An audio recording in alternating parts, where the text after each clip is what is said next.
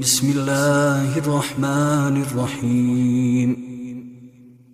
اللهم صل على محمد وآله وبلغ بإيماني أكمل الإيمان، واجعل يقيني أفضل اليقين، وانته بنيتي إلى أحسن النيات.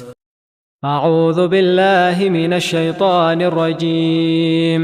بسم الله الرحمن الرحيم.